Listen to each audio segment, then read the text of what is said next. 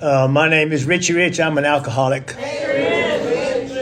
Official name is Christopher Lee Richey.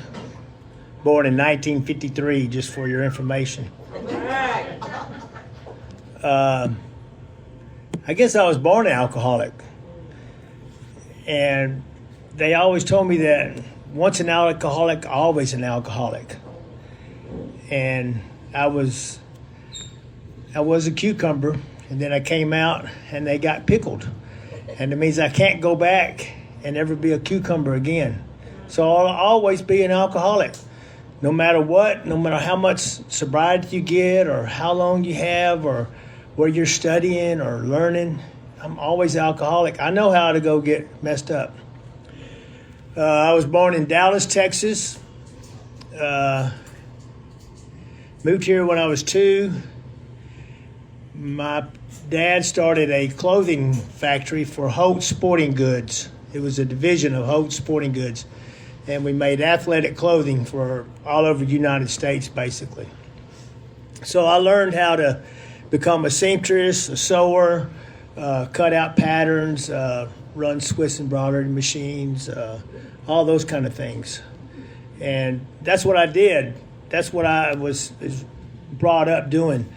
And my dad had a lot of connections, and like pro athletes would come over to the house, and some of them were salesmen for him. And so I got to meet some pretty good athletes, and they would spend time with me. So as a young kid, I grew up striving to be an athlete, and had 2 older brothers, and they were pretty athletic. And so that was my childhood began like that. My childhood was great. I had no terrible things happen to me. Probably had one of the best childhoods someone could ask for. That time in the era, we weren't wealthy by no means, but I never did without. I always had what I needed, and life was good. Both parents loved me. They didn't always love me. I mean, they didn't always like me, but they loved me. And they gave me a hard, I had certain standards I had to live by.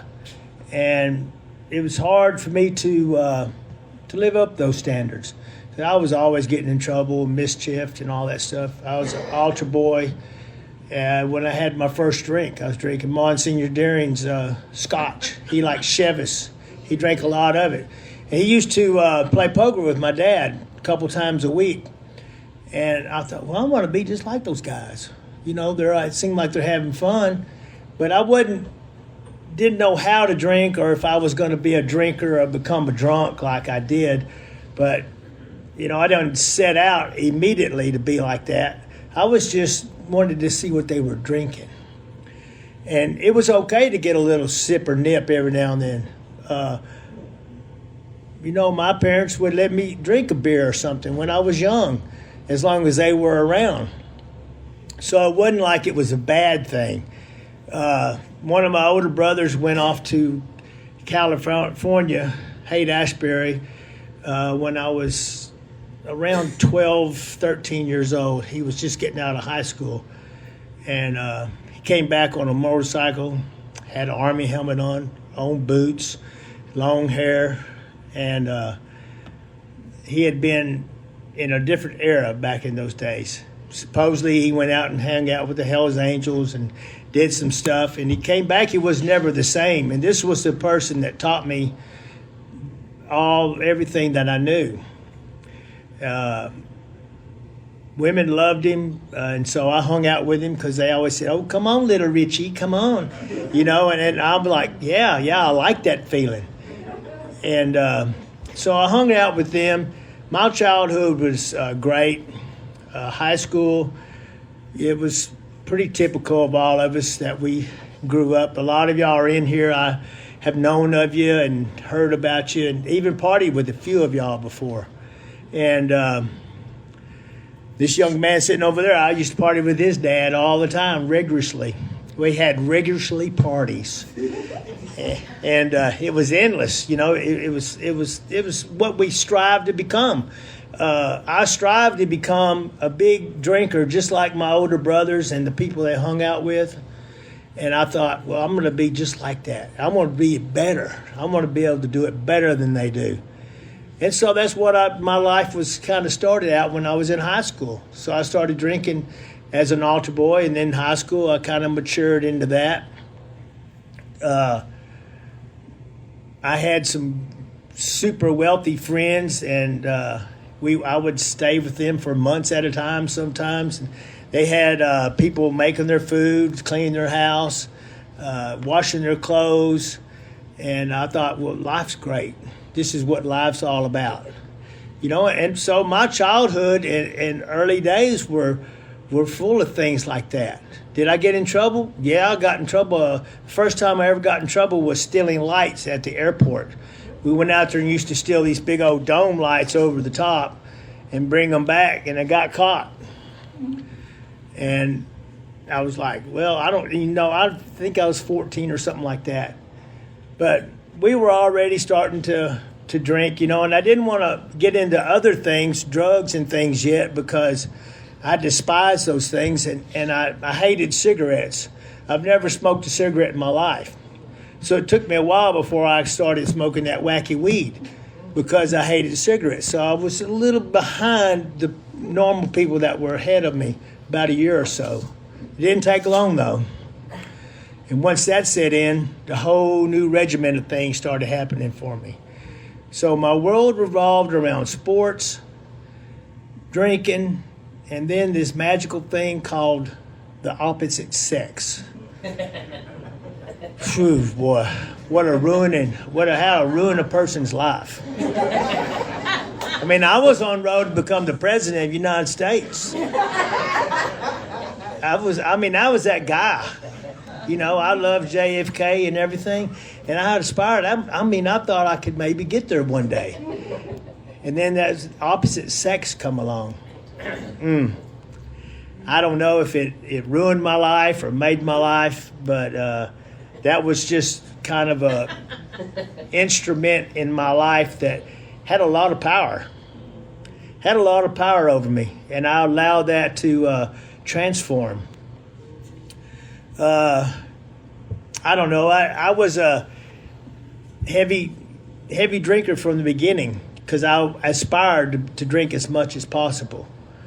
And as long as I could still stand up, I was probably still drinking. And that was my attitude about the whole aspect of this thing. Not knowing where it's going to take me and give me a seat in this beautiful AA, Who would thought I'd find somewhere like AA? They're going to give you a seat. They're going to tell you to come back. And they're going to nourish you and help you learn things. If you don't get it the first time, they'll keep telling you over and over. Right down my alley. That's what I needed. What more could you want? So I'm this guy. I'm playing baseball a lot at MCC, Baylor. I tried to get on the team, and I'd make the team, and then I had that opposite sex that was down in San Marcos. Well, that became more important than me playing baseball.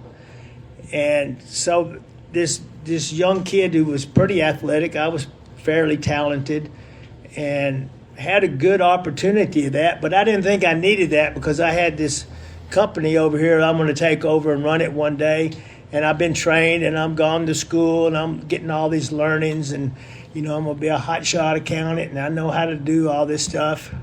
And I took a lot of speech courses too, and I'm still getting nervous when I talk, so they didn't work. All this stuff I'm learning didn't transfer into where I was going to take over my company. So I'm in Baylor, and my dad comes home one day. He says, I'm going to sell the company. I'm getting a divorce. And he told me, he said, if you want the lawn equipment for it, you can keep it. And, well, okay. This is before. So I have that opposite sex. And I have that love feeling, the first love of my life. We were together probably 16 years on and off. But that was the one that really got me. She had a couple kids of mine, and before all that, in high school and so forth, she had a couple of abortions. That really bothered me. I didn't want to do it, but that's what she did, and I had to live with that, and I was against it.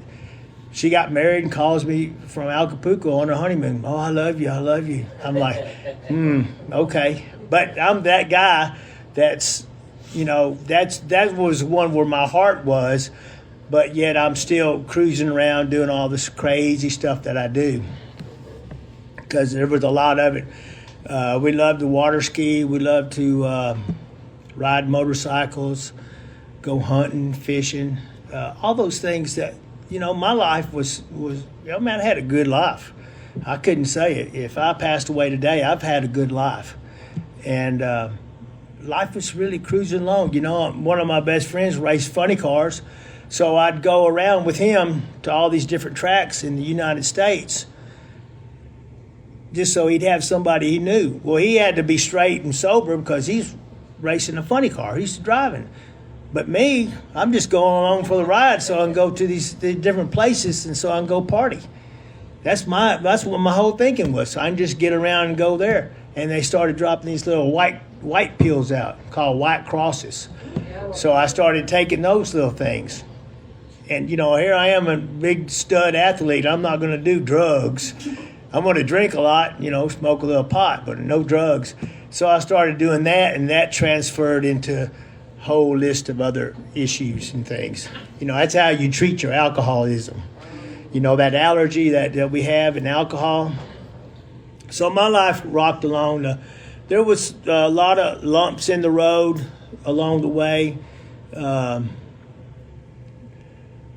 There was a lot of people's lives that I affected, but I wasn't worried about them. I was worried about old poor little Chrissy. What's more important than poor little Chrissy?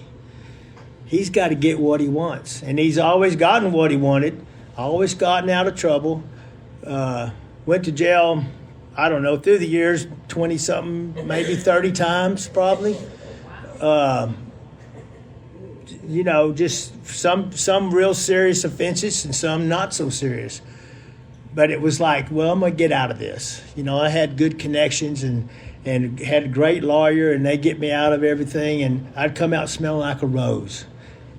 Chris, he's getting away with everything. He had a lot of good stuff, but I always had this feeling in my head that it's going to be okay. Life's okay, even through all the turmoil and the separations with the women and all these things. I always had this feeling I'm going to be okay because I always have been in the past, and I'm going to be able to handle whatever situation I get into, and that was the case. And then all of a sudden I get to drinking, and these things start getting worse. My addiction starts taking me places that I'd never been before. I had a couple kids by that time, and I wasn't raising them. I wasn't a part of their life or anything. That same first love of my life, and so I wasn't a part of those kids. So I'm watching them from afar. Well, that's another excuse for me to drink and do like I do. But I didn't tell anybody that. I just was doing that, and I had all these new relationships, but I'm still stuck in this old one. So I couldn't really get out of that. So I had feelings there, and that affected a lot of things that I did. So I kept carrying on, drinking, doing all the things that we do. I used to love to climb the Alico building. I thought that was, really, really fun. Go up there with the bottle of Chivas and just stay all night long. I thought that was the best thing. And back then, downtown was dead. There wasn't any cops or nothing out there. You could spend the night on the suspension bridge. There wasn't nothing. We used to walk on the railings on the top. We used to find all these places to go and do dumb things like that. I'm thinking I'm really living a good life. Was I worried about making a living? Hell no. Did I think it was necessary to make a living? No, because my life was pretty much, I was doing okay. But I did know how to work. One thing my dad did teach me was how to work. I started working when I was 13. And I remember I cleaned up the bathrooms was my first job. And you start cleaning up bathrooms for 150 women, okay, you'll learn a little bit about being clean and how to work. And that was the first thing that I did. I learned everything in that plant, and I was going to take it over. But when he told me he's going to sell it, there was a 10-year deal there that I couldn't do anything. So I was stuck. I was like, So I had all these reasons to feel sorry for myself. So I kept on. So through the years, I started getting these DWIs. They start kind of adding up a little bit. My lawyer would come to there one day and he said, Chris, you're going to have to do something about this drinking, son. I said, well, hell, you drink. Y'all drink and everybody drinks. But I can't keep getting you out of these things. He says, we're at the spot right now where they're going to hang you. Well, dumbass me just keeps on going. So I keep getting in trouble, going to jail, get out. Okay, I'm going to fix this. So by this time, I met a lady and I decided to get married. I'm going to make that step. I met the love of my life. So I'm going to have a couple more kids. And God bless, I've been very blessed with my children. So I have these 2 kids, and I'm trying to live right, working and doing pretty good for myself. Had my own little company, making some money, and doing real well. But I was still drinking, thinking that I deserved more out of life. I wasn't satisfied.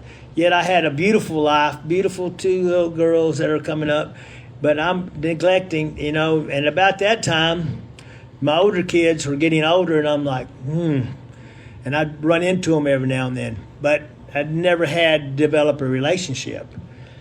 Turns out that they kind of knew, but I didn't know that at the time, so I'm still drinking over that a little bit, using it as an excuse. So I end up getting 6 DWIs. And, that was quite a few even back then. You would think you'd learn after a couple.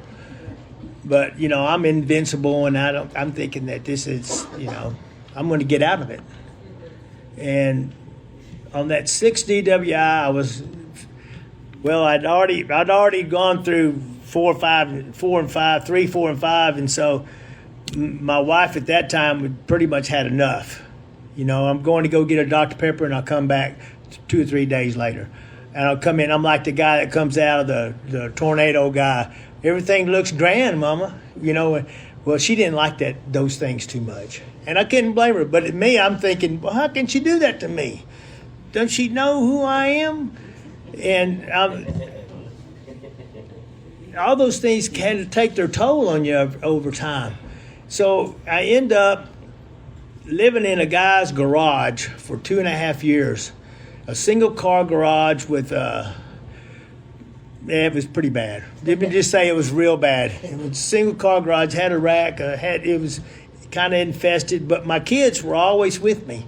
Regardless, they stayed with me. Through all the thick and thin, they would come, stay with me. And, I thought that I was going to pull out of this mess. And I kept racking up DWIs, and along the way, so it's starting to mount.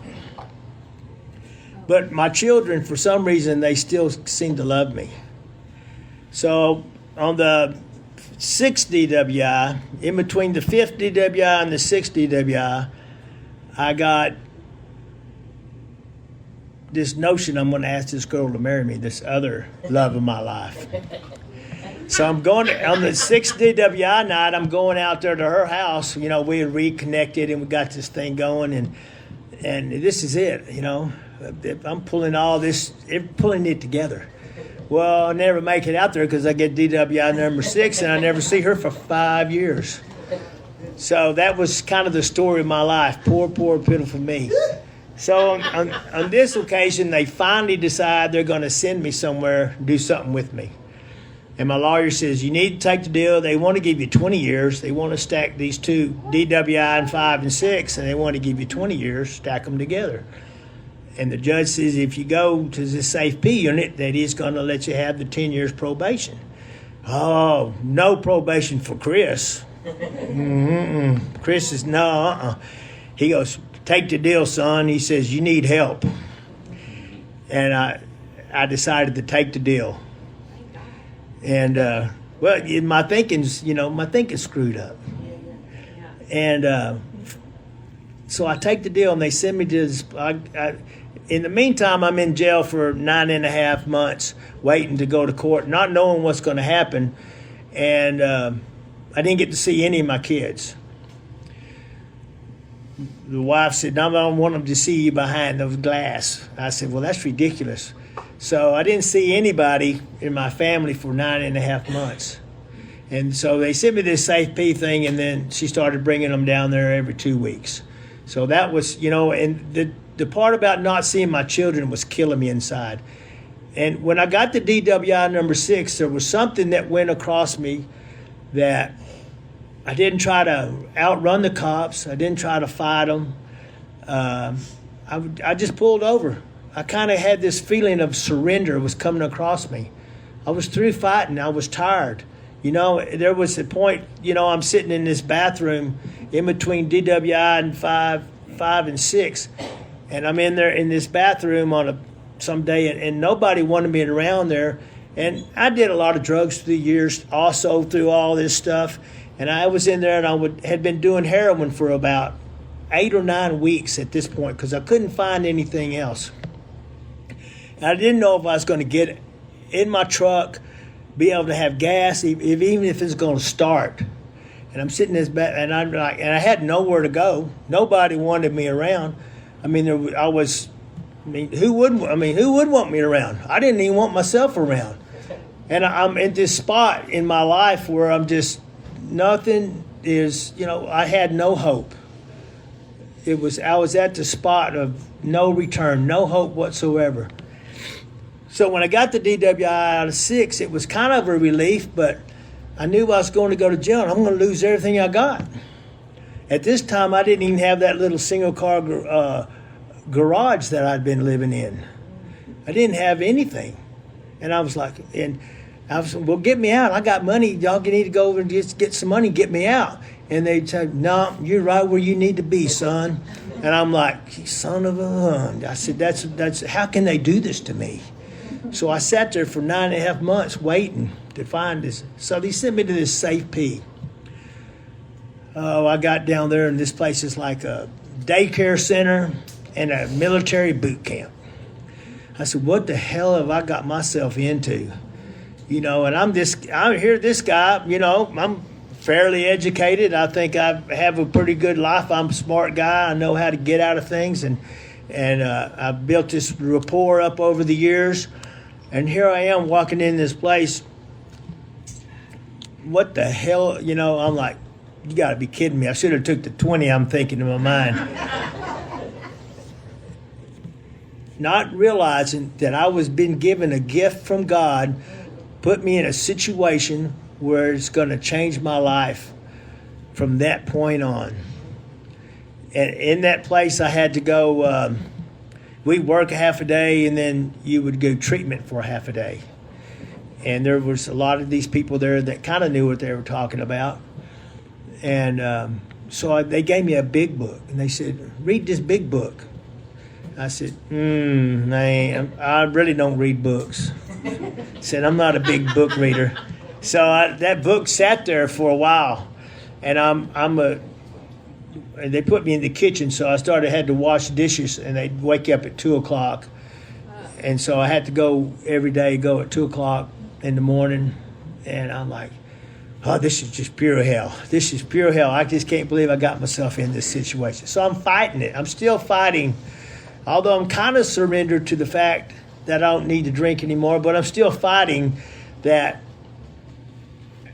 my life's going to have to change one way or the other. They're going to tell you what to do, when to do it, and how to do it. And I was like, So I'm still in turmoil in my own head. So I'm not enjoying any of this stuff. And I'm refusing to try to learn about being sober and be happy about it. I didn't see any of that. They said, you got to read this book and do some work here. And I went, I don't do that stuff. I don't need that stuff.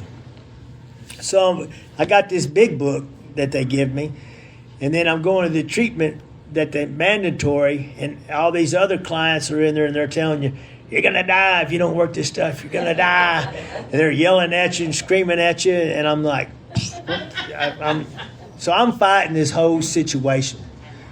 And one day the unit director came up to me and said, "Son," he said, you're gonna stay the same until the fear of staying the same is greater than the fear of change."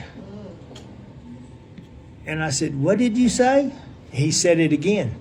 Stuck in my mind. Something clicked when that old man told me that shit.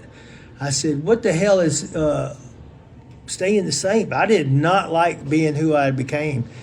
This young, prosperous, young athlete down to, wearing white suit every day.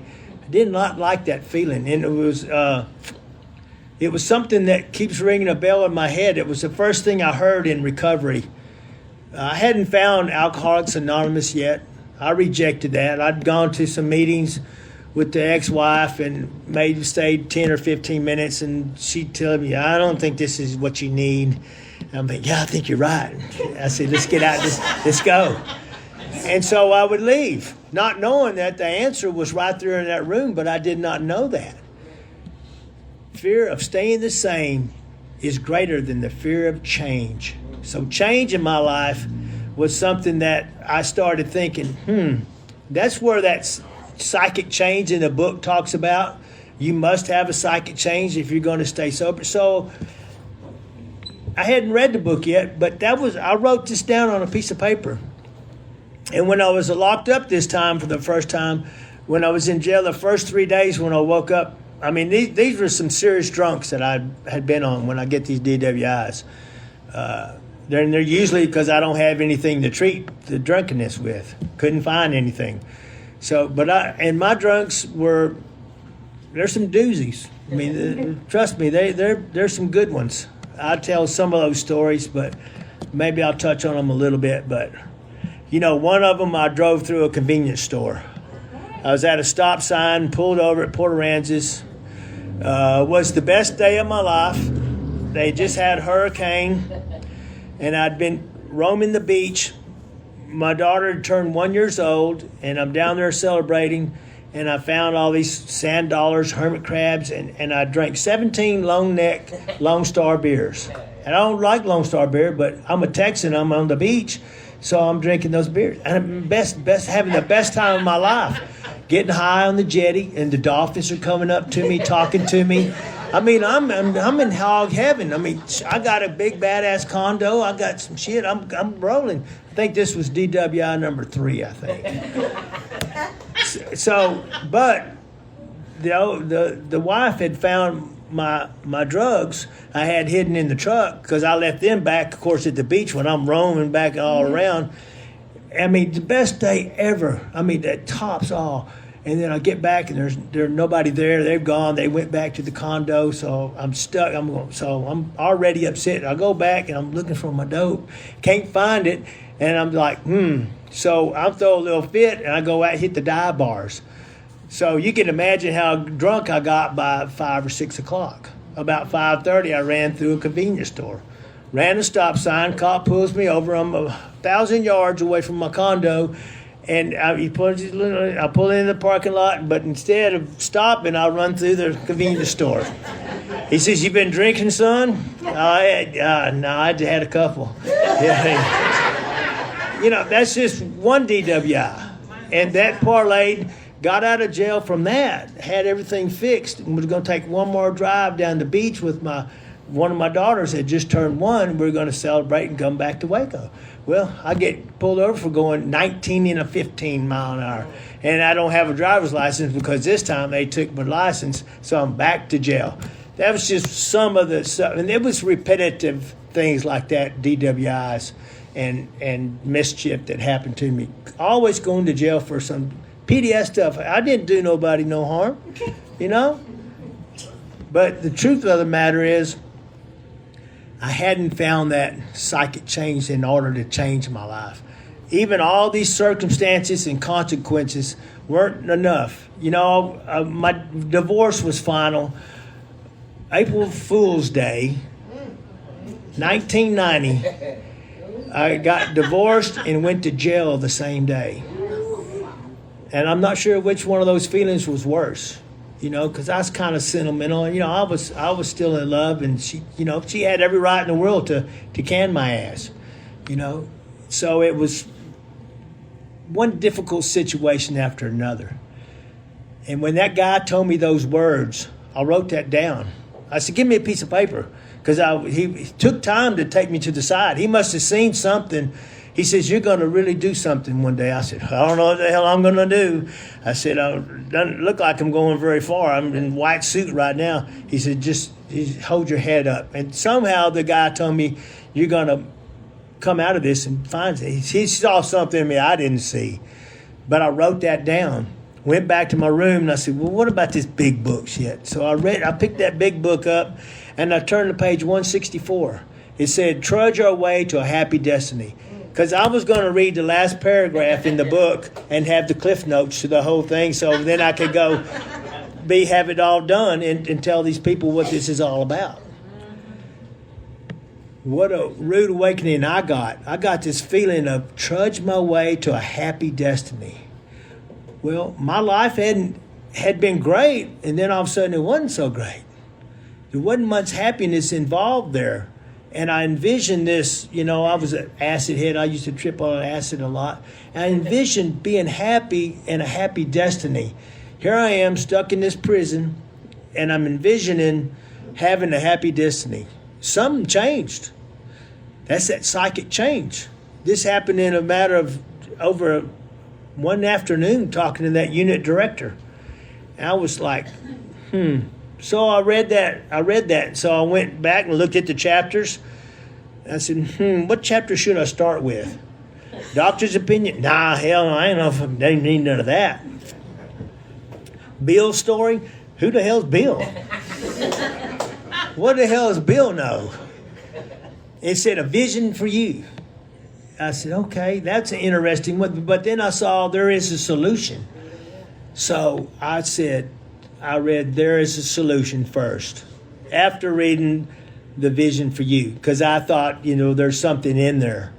And so I read it. That's how I first read the big book, on the chapters that I thought were relative to me. That family afterwards, that thing was the last one I ever got into. I did not want to look at that family afterwards shit. Still today, it's a tough one. It's still tough. Employers, they're not important. That's how that was.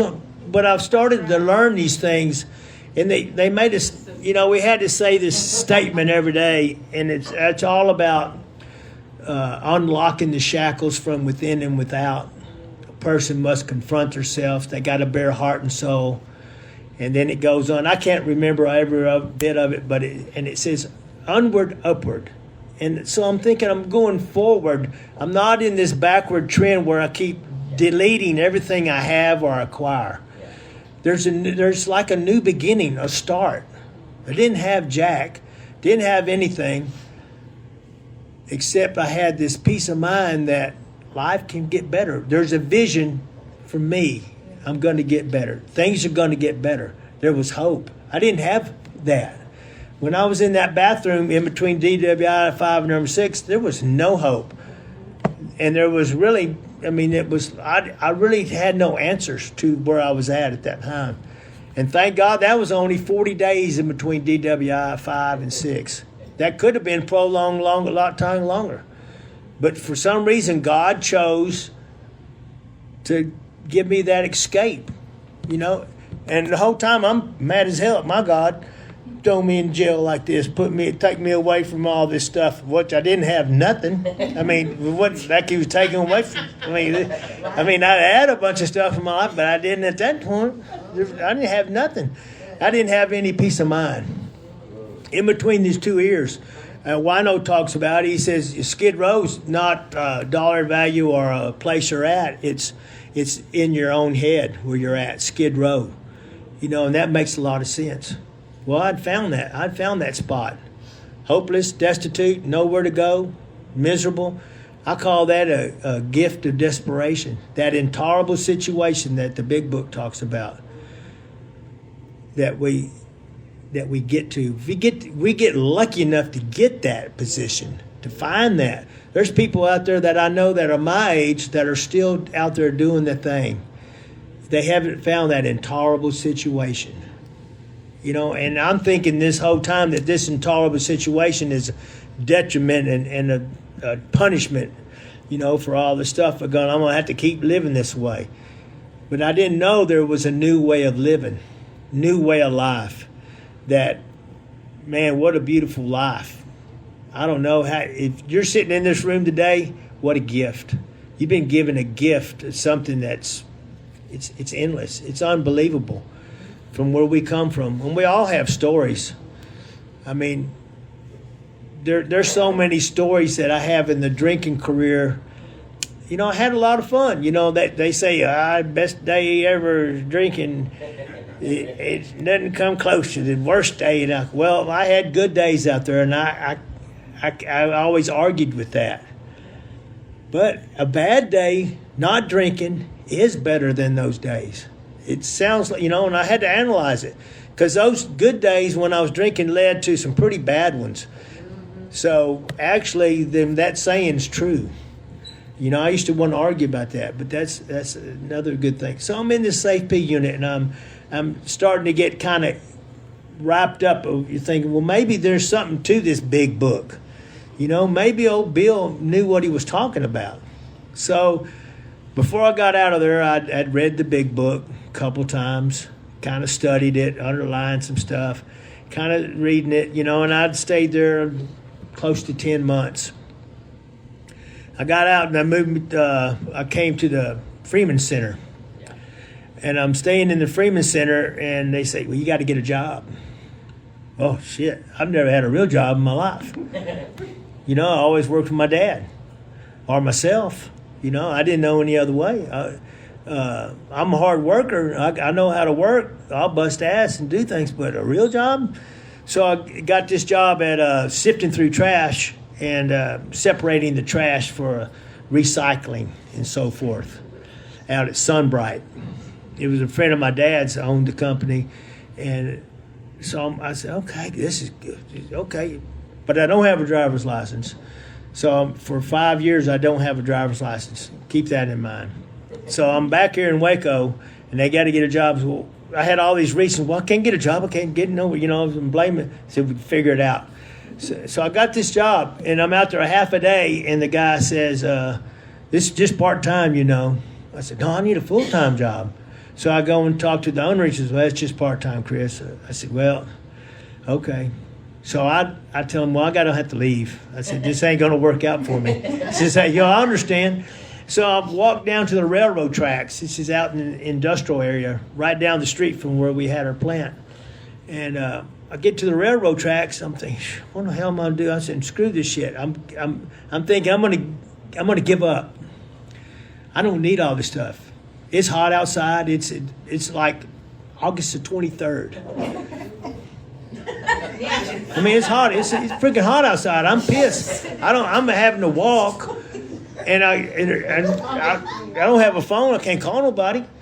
You know, I'm like, at that time in 96, I'm at the railroad tracks thinking, screw this shit. I grew up in this town and I ain't got shit, and I'm thinking, I just got out of this place, and I'm living in a halfway house, and I'm like, I'm at this point where I want to give up. I'm sitting there, I want to give up. So I'm walking back from way out there in Woodway down to the Freeman Center, and halfway in between there's a place called Ryan's Steakhouse.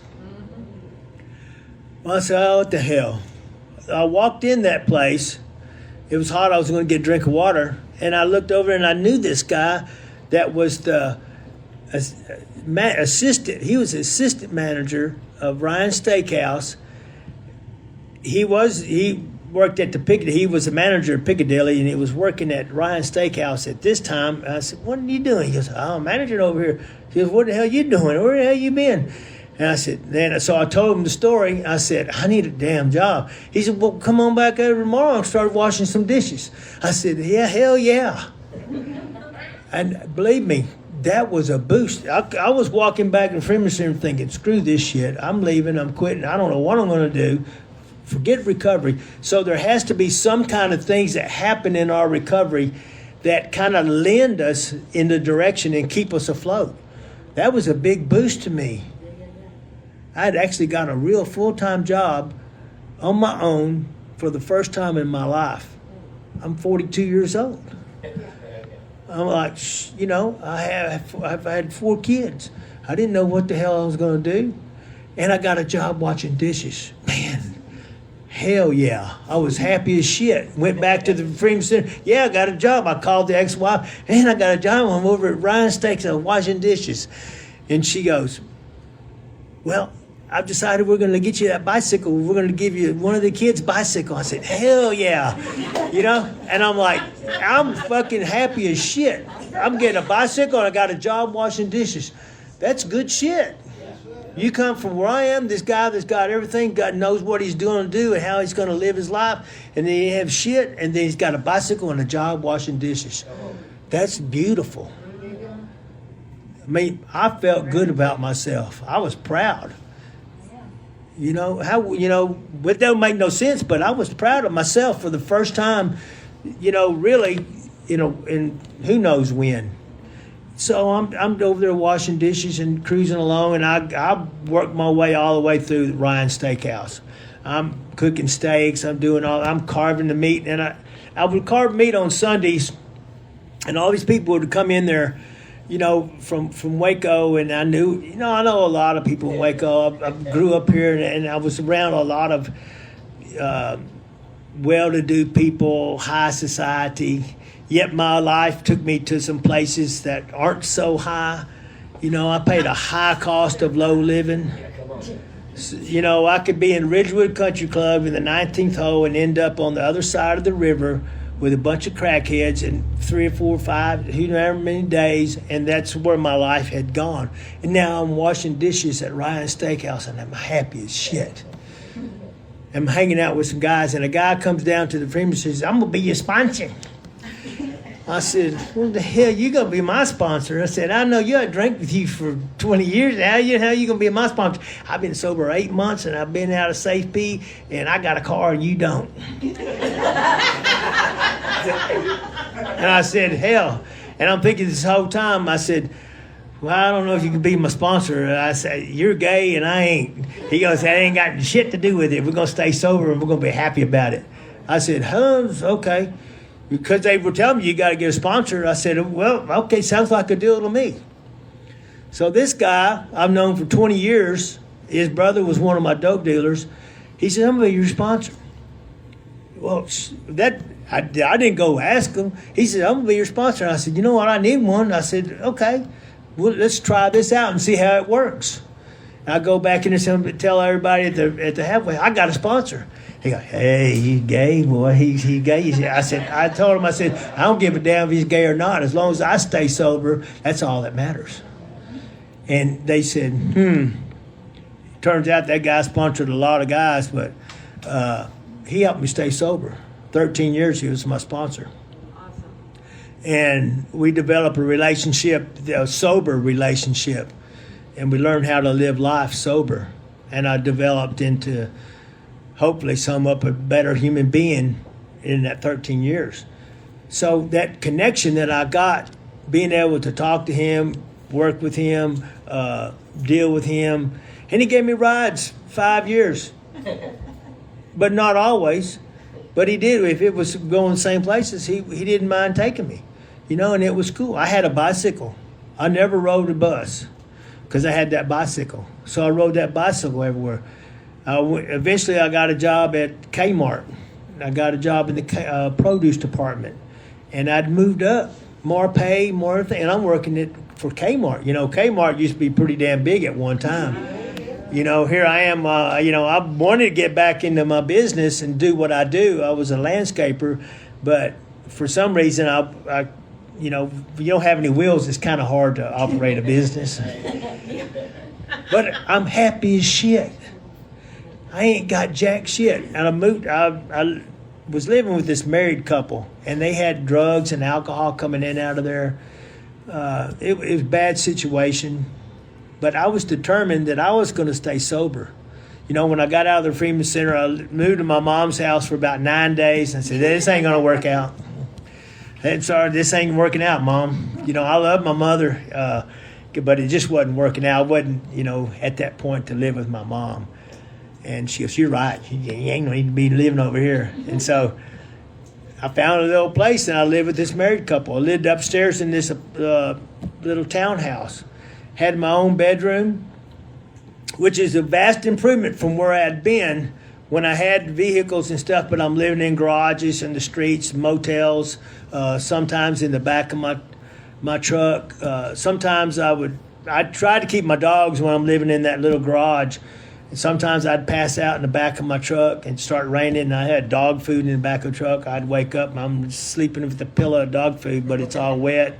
And I wake up and I'm like, oh God, this is good. What a great life I got going here, But I got my dogs, and the dogs still with me, and my kids still coming and see me. And we're living in this little old place. It doesn't have no AC or nothing. It's net, and I still got some plants that when I was at Baylor, I had these two big ponytail plants. Some of y'all know, y'all have seen them in my house.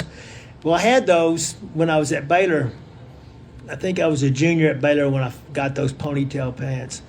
But I still had those too, and I'm like, look, I still got these plants, and I got this little garage, a basketball go out here, because I'm an athlete, and and I'm a bad son of a gun. This is the period. But now I'm working at Kmart, and I'm in the produce department, and the guy that was the manager over there, somehow some hotshot from Indiana or somewhere, he says, I'm an alcoholic too, Chris. So he starts understanding where I'm coming from. I'm starting to build this thing. I come down to the Freeman Center, and they say, you got to go to AA meetings. You got my papers told me I had to go to 5 AA meetings a week. I said, that's absurd. Nobody goes to 5 AA meetings. They all go to 3 a week. And he said, no, not you. So I'm like, so I'm going to 5. My first AA meeting was sitting right over there where Will's sitting against the wall. And this old biker dude's over here against the wall. He looked at me, I looked at him. I said, holy shit. He was one of my brother's old-time life friends. I thought, damn, this sumbitch is in here. He's crazy as hell. What the hell's going on? I looked around the room. There's another one of them. I said, these people, these guys are drunks. He looked over at me and said, son, you need some good orderly direction, boy. And I looked at him. I said, what the hell are you doing here? He says, no, don't worry about me. He says, I'm going to fix you up. I don't know why the hell you're here. And that old man, he died with 52 years sobriety. 51. I think it was 51 years. And that old man taught me more about Alcoholics Anonymous than anyone else so far. So I'm still here learning. So hopefully some of y'all can teach me more than that old man taught me. He wasn't my sponsor, but he spent a lot of damn time with me. He cared about me. He wanted to see me make it. That was something that I had learned. Somebody really care about you. When you get a passion about something, you get real interested in it, and you want to learn it and help people and do things. Well, that's what's happened to me. I've got this thing, that momentum rolling, that first sponsor, he told me, keep that ball rolling, Chris.